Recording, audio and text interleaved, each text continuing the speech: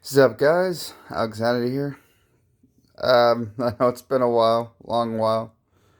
Y'all's probably a lot of freaking holiday seasons upon us, and it's a bitch. So you know, been busy.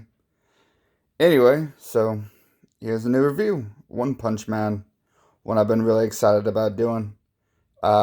Created by One. As a anybody knows what it is, created by One as a web comic and art by Yusuke Murata, guy who did the art, think the story and art for Shield 21.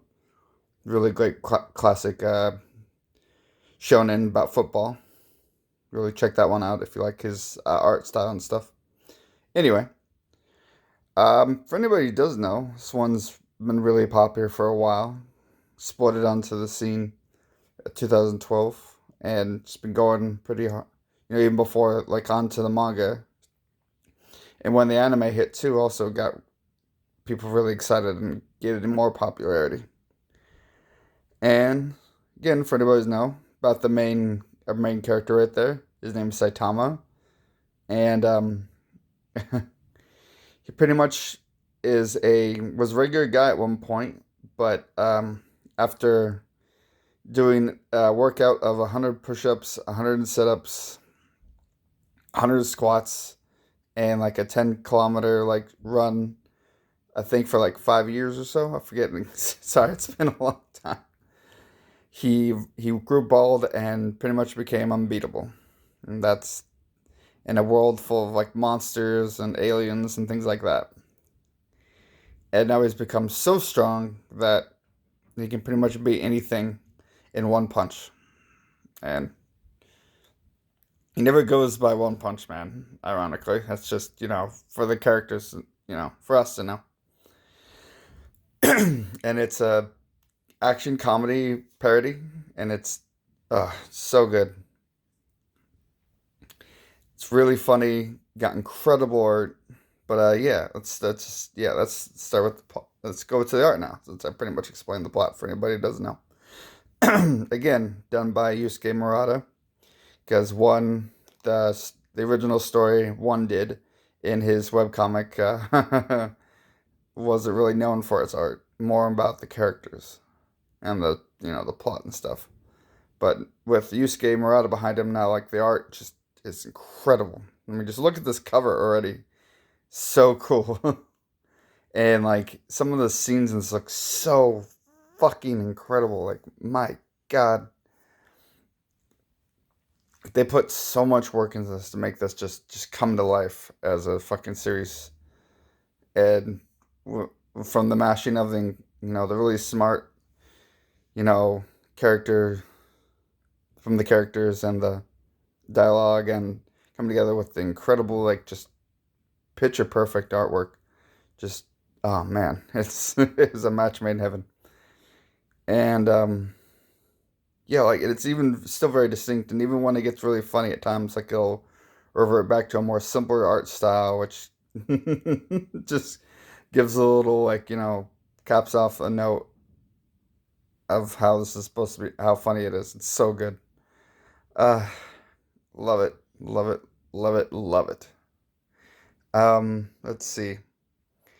And as for like a lot of the themes of this story, I think a lot of people have talked about is that the best way at least I can put it, and I don't think I've heard anybody put it this way. You know how they say absolute power corrupts absolutely?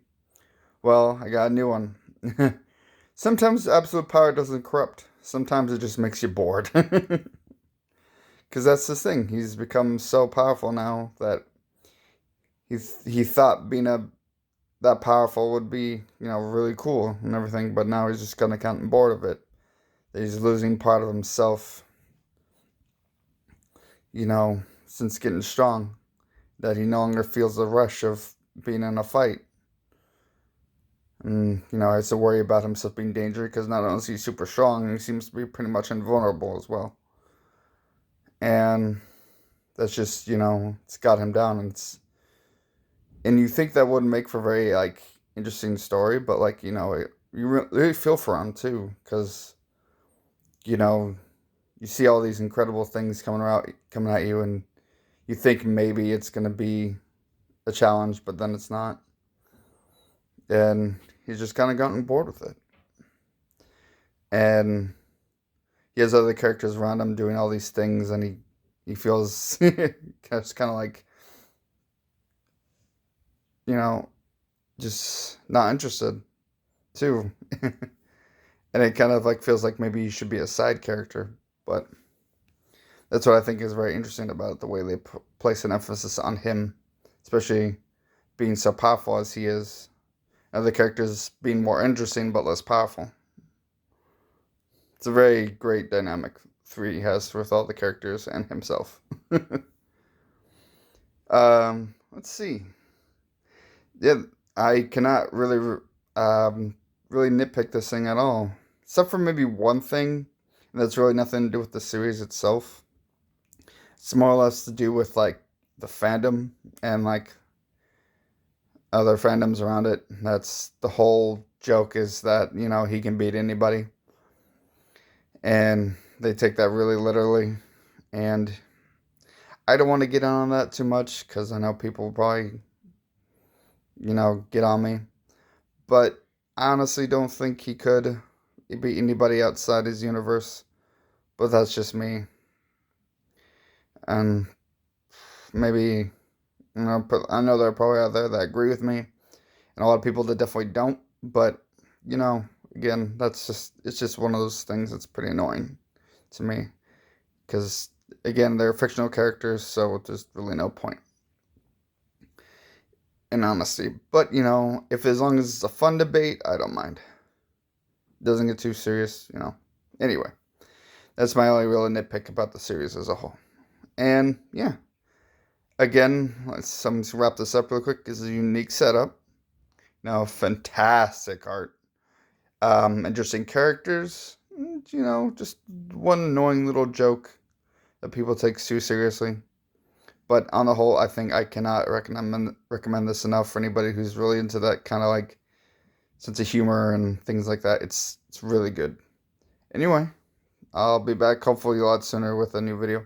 Talk to you guys later. Bye.